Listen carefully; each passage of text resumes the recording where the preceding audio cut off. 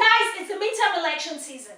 There's so many candidates that are vying for your votes. They're looking to make a difference for their constituents. My guest today is not different from them, but the difference that she's making is the fact that she's a millennial, she is extremely young, and she is an educator. Yes, an educator. Y'all teachers, shout out to my teachers, shout out to my teachers. Okay. I get excited because I used to be a teacher. I'm still a teacher, always will be a teacher.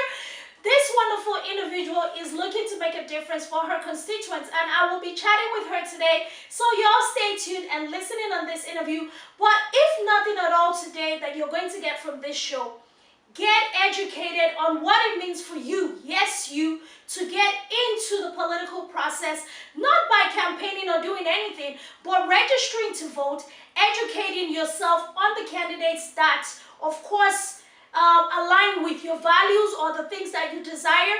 Finally, the most important part of this process is get out there and vote. Yes, that's the most important part.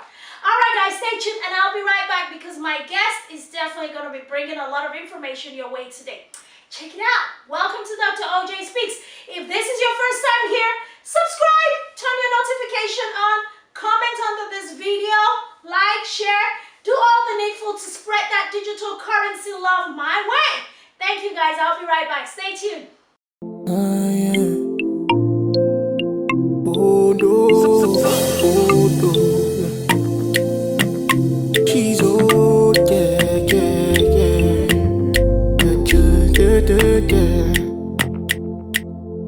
So many of us got what to say. But we don't have the means, but we can listen, yeah. Things that we sharpen our vision, yeah. Oh yeah. Negativity getting out the way. By listening to us that we bring life, yeah. Plus it's like the voice of an angel, yeah. Dr. OJ, visionary, extraordinary. That burning like giving joy to the helpless. Oh, yes. With the team bringing life to the dream. That's all we hear. Ruby, then Sammy, and she's yeah. Transforming one life at a time. With the best voice that you have. The OJ keep on speaking for us. You're the voice you want to hear. Alright, guys, welcome back. Welcome to Dr. OJ Speaks. I'm so excited about today's interview. This is another special feature that we're bringing to you. Of course, it's the midterm election season, so we definitely want to be current with the trends. I mean, we're not even really current with the trends. I have like a very, very strong hidden agenda here, but it's not so hidden, is it? Because obviously, I'm Nigerian, and I'm American, and I'm African, so we are highlighting individuals who are participating in the political process who represent us, our people. Now, this is not leaving every other person out, but this is just our own way to say, we see you, we support you, and we are here to help you get there and create a seat at the table for us. Welcome, Miss Iro Omere. How are you, darling? I'm doing well. Thank you for having me. I'm so excited to have you here today. So, first of all, you know, of course, I have sort of semi-introduced you to our audience, but I want you to introduce yourself to our audience. Tell them who you are, who you serve, what you do, and why we're here today. Okay, awesome. My name is Iro Omere, and I am from Dallas, Texas, born and raised. I'm a former educator. I taught STEM education for over 9 years, and I am running for the U.S. House of Representatives in District 4. And currently now I'm a community organizer and legal consultant for different organizations that work in many different areas, including immigration law. Nice. Look at that. First of all, she is, so basically, how did we get connected? Do you want to tell them how we got connected and how we ended up here today? Yes, oh yeah, I'll tell my part and you can tell. Yeah, I know.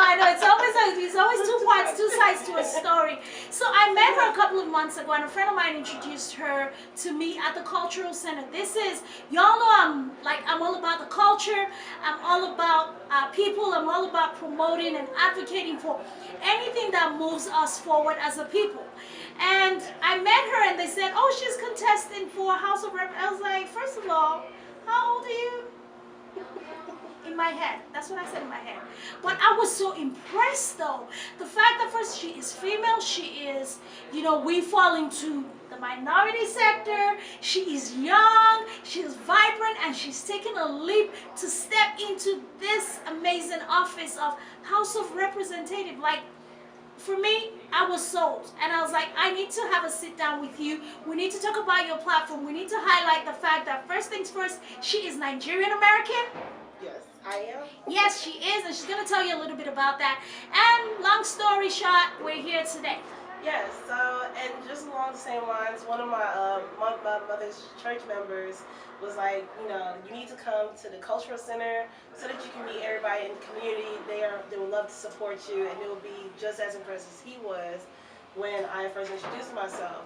So when I got to the cultural center, he was like, oh, Dr. O's here, Dr. O's here, you have to meet her. And when I met you, she was just so wonderful and so open and so warm as you are just now. Oh, thank you. And was just really embracing and really embraced me and wanted to be able to help me, use your platform to promote, what's going on and the type of changes that we're trying to make at this time. It is so important for us in this time and the season that we're in, guys, to get involved in the political process. I'm not a politician, and I always want to say I don't intend on being a politician. However, what I've realized is we are all involved in politics. Whether you want to sit on the sidelines and have somebody else decide for you what you really should be about, or you want to get in the game and make that choice for yourself, either way, you're in it. But why not make it count for you being in it? First of all, registering to vote and making your voice count for the candidate and the platform that you believe in. Now, this conversation is not about swaying you one way or the other. It is for us to educate you and highlight the people and the individuals who represent the kind of person that you might be, because our audience are predominantly millennials, and a lot of women listen to our show, and of course, because I am Nigerian American, a lot of people who fall into the demography of who they think I represent for them, they also pay attention. And I see a lot of all that in you. So what brought you to the point where you felt like, I'm going to serve at this high level?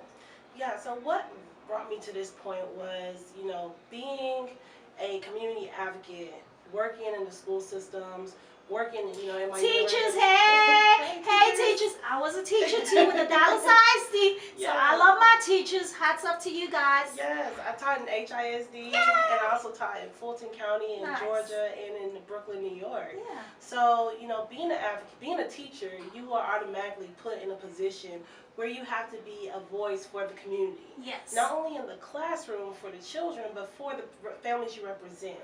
And as I would go into different areas or different rooms where they would want the opinions and the input of the community, especially with me having the professional background as an educator, I started to learn that we weren't really being heard. They would just have us there as, kind of like a formality, but still go and do what they wanted to do. And every time you saw the people who were making the decisions or who had the final say in what occurred in our classrooms or in our community, it wasn't people that came from our background. It wasn't people that really understood who we were, and who we are, and what we need as a people to be able to move forward. So I decided to step up and start to sit in these rooms and start to be the diversity and inclusion that we needed, so that we could be able to have that voice at the table and be able to create those type of movements that we needed, so that we can be able to take ourselves to the next level. That is wonderful. So basically, I hear a lot of things that I strongly resonate with. The thing that bothers you the most is usually what God is calling you to create a solution for. And that's what humanity is about. That's what leadership is. I was telling my kids, I said, look, if you're looking to be a leader, of which I am raising all three of you to become, you have to start from a position of service. If you're not willing to serve, then you're not ready to lead. If you get my drift? So, Ro, I really appreciate it. So tell us, what position are you running for? So people can get more clarity. Yes, so I'm running for the U.S. House of Representatives. Okay. Now, the U.S. House of Representatives, of course, we know there's 3 branches of the government. Yes. And then we have the legislative branch. So I'm running for the lower house, which is the house that represents which represents a specific community, but all communities and all districts are represented on that level. Currently, right now, there are people who are in office that represent each particular district. So I'm going to be representing District 4 at the federal level. Okay, Yes. that's wonderful. It was important for us to touch on that because a lot of people don't even understand how government is set up. They don't know there's the executive branch, the judicial, and of course you have the legislative. So you guys need to understand exactly how these things work in order for you to know how to participate. So another thing that I'm going to say is, look, if this is your first time on this channel, don't forget, we jumped into the conversation because this is something I'm so excited about. Subscribe though. Make sure y'all subscribe to this channel. Turn your notifications on because we bring you amazing content every single week, 7 p.m. Central Standard Time. But also, we are always highlighting important current issues that we believe deserve to be heard. So we do special features like this as well. The elections are here, midterm elections, but also very, very important. So make sure you subscribe to the channel, turn your notifications on, drop a comment below this video, let us know what you think, like, but most importantly, share it with your friends so you guys can get into the political process and add your voice. Your vote, every single vote counts. That's what I believe. Either way you want to vote, it doesn't matter, but get in there and put your opinion in the ballots. That's it. All right, guys, we will be right back as we continue this conversation with Miss Iro Omere. My name is Dr. Ohikosola Jinaru. I'm a beauty professional, med spa operator, franchise owner, and director of education at HD Pro Global Beauty Institute and Body Med Spa. As a mother of 3 boys and immigrant business owner, it is important for me to have a steady and sustainable source of income that transcends economic, government, or public health uncertainties and instability like the global pandemic we are still recovering from. That is why HD Pro Global has created multiple systems that allows my team and I to train, educate, certify, and establish independent med spa operators like us all over the globe. For more information, check out our website to attend a free webinar to get started on your path to continuous success, no matter what is going on in your part of the world. I cannot wait to meet you. Thank you. Welcome back, guys. I'm so excited. We're still here with Miss Iro Omere, and we're still talking about this wonderful midterm elections that she is bravely jumping into the race to serve. This is not about publicity or about notoriety, because if you're getting into government, you better be ready to work to serve the people that you have, promised to do what you say. So, Ro, what is your platform running on? What are some of the values, some of the things that you're going to be looking to solve in the community that you want to serve? Yes, so my platform is based on the idea that we are stronger together. Our community, our district particularly, has been reshaped and redrawn, and now it includes a different dynamic of individuals. So my platform... Can you explain that so people understand what you mean? Yes. Let's not do the politically correct version. Let's really break it down so our audience can understand the specifics. Yes, so District 4, the way it looks like now, it didn't look like that almost last year. Gentrification. Yes, so it's been gentrified. And pretty much what happened is that District 4 used to contain just all of Northeast Texas, which is a bunch of farmland, small towns, and communities that you may, be familiar with. But with redistricting, what happened is that they drew in a huge suburban area. So now what has occurred is that we have people that live in 2 completely different geographic regions. So it's not even about the racial change, but it's also about the cultural change that this district is seeing. And what I've noticed is that as I've gone around and I've visited the different areas, because I've traveled to about, out of the 18 counties that now are in this district, I've been able to visit about 15 now. Wow. So it's a lot. We've been doing a lot of traveling throughout Northeast Texas. But what I noticed is that we have similar issues. We have lack of access to affordable health care. Most of the counties no longer have a county hospital. And for the DFW region, everybody is depending on Parkland Hospital as that affordable access to healthcare. Yes. And now it's putting a strain On Parkland. on Parkland. And you've seen that where, big lines are longer, they're bearing the cost And of that. quality of care is being sort of streamlined to at least manage what's coming in, because I know. Exactly. So for us to be able to alleviate that burden, we have to start to, invest in our healthcare, not just in the actual treatment, but the infrastructure of healthcare across the Northeast Texas. Another thing that has occurred is that we are also seeing where our education is starting to decline. So in Collin County, we are known for having great, amazing schools. Yes. We're known for having, top of the line students. But if you look at these scores from almost 10 years ago to now, you will see a sharp decline in the proficiency rate. And when we say proficiency, that means at the grade level that a student is in, can they read on level?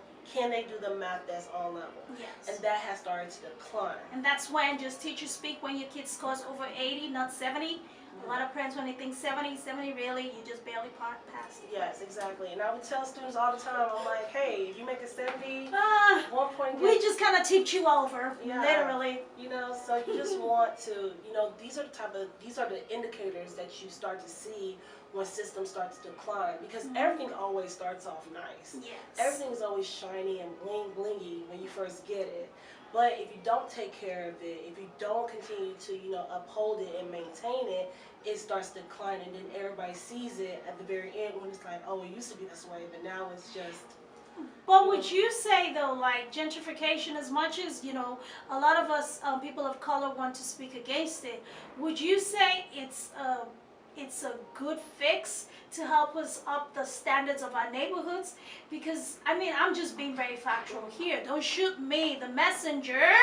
But would you say that is a possible solution? Because if you talk about maintenance, we typically do not have a maintenance culture. Yes. So gentrification is one of these, it depends on how you look at it, right? So gentrification overall, the way we see it is that you have a neighborhood that used to be poor, you start to pour money into it, and now it's no longer affordable for the people that once were there, and they have to move out, and then new people who, usually have always been afforded a good quality of lifestyle come in and take over those areas. So that part is the part that harms our communities. Yes. But if we're just talking about a type of gentrification that doesn't displace the people that used to be there, and makes it still affordable while you're still upgrading the community, that is what we want to do. A balance to where people can still be able to live in good quality neighborhoods. Yes. They can feel safe. They have access to food, resources, and different things that people need in just a general community for it to be functional. To be able to invest in those type of communities without displacing the people. That is what we want to be able to do. Thank you, Ro, because it's important for us to be able to kind of just break it down so that way we have clarity. Clarity is very important when we're choosing to support a candidate, and clarity is important when we have people who complain about issues but don't do anything about it. So now you understand the two sides of gentrification, and what she is fighting for is the ability for us to have those upgrades, because that's what it is, but still make it affordable to the people who need it the most, not the people who just kind of are able to get it, which causes the social and the socio-economic divide that our nation continues to experience. So now that you are going into this role and you've clearly stated, of course, as an educator, your platform is going to fight for education, you're going to fight for quality healthcare, you're going to fight for socio-economic balance within the society. Who are the people that you are looking to champion their cause? Because every candidate has a demographic of people that they are going into office to lobby for. You're not a lobbyist, but that's what your office is going to do. You're going to have to lobby for the benefits of your constituents. Who are your constituents? So my constituents are Texans. Even though I'm representing District 4 in Northeast Texas, I still represent the entire state, as a representative there.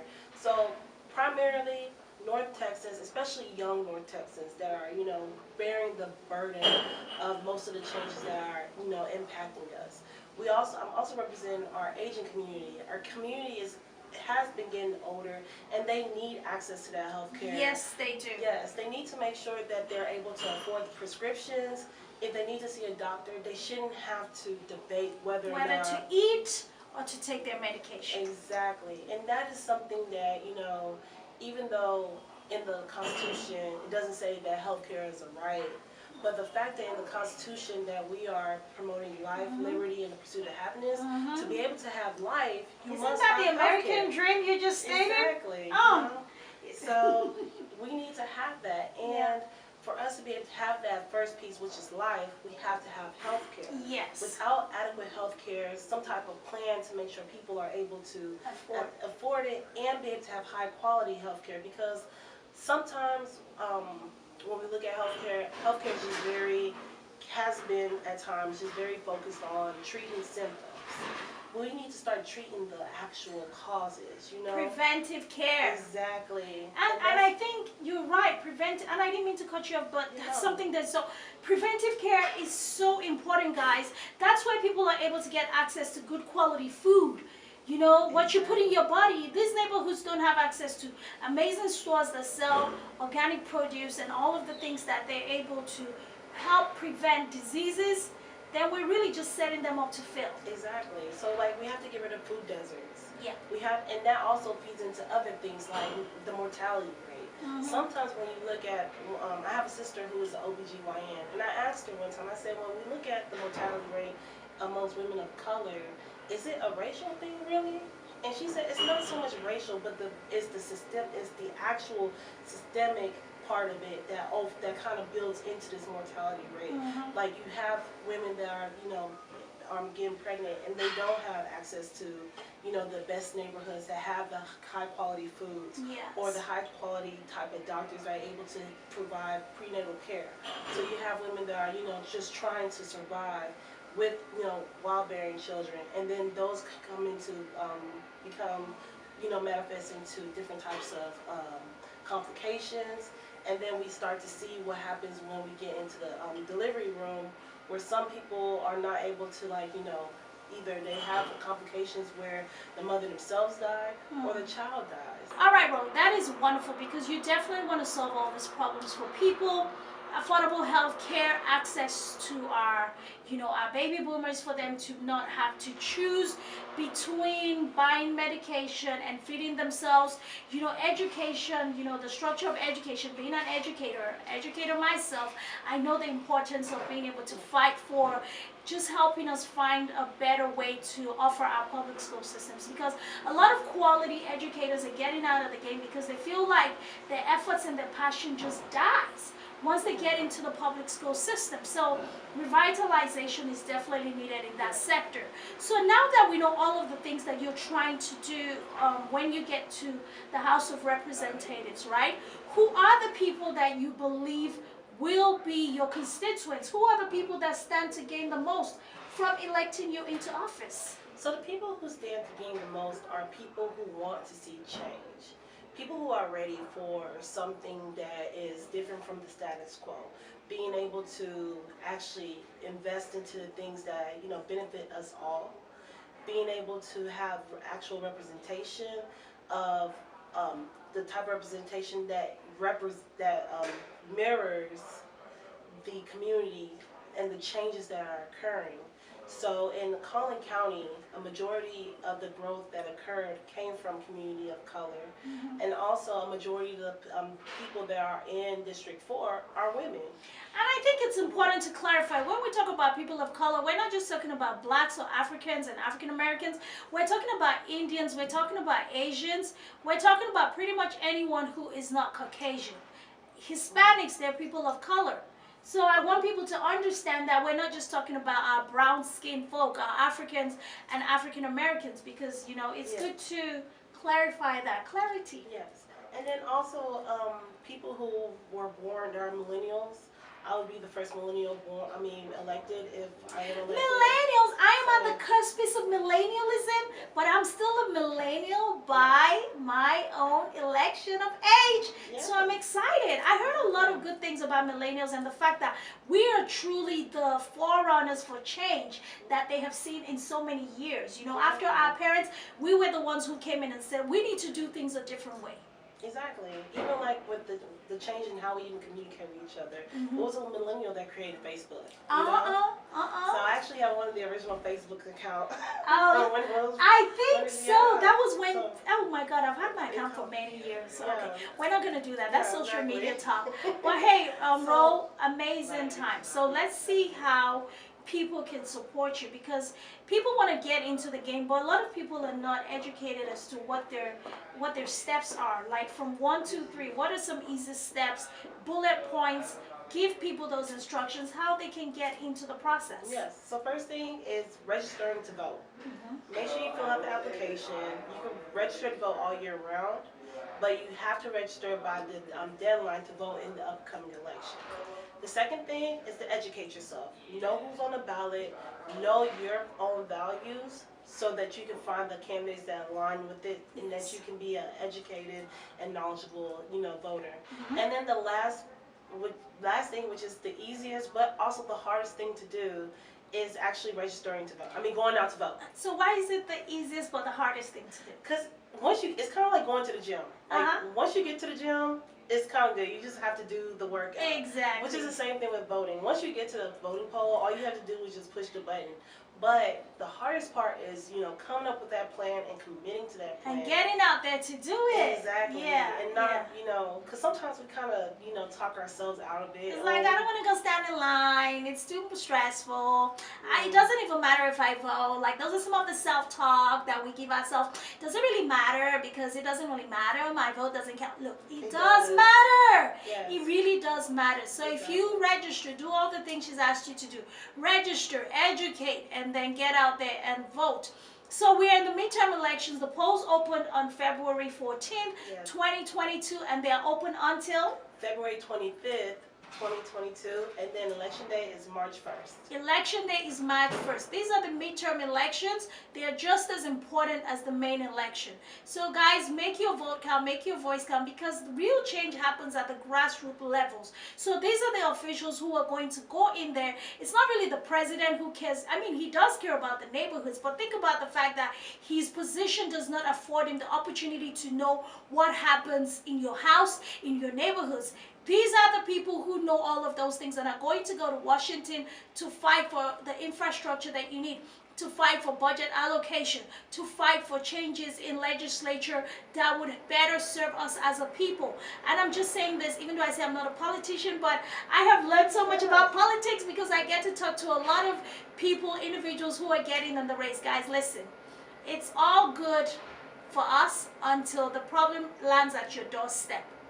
That's the truth. Exactly. So get out there and vote, make your voice count, and let's keep this country moving forward. Yeah. Thank you so much, Ro, for the time that you've Thank spent you. with us today.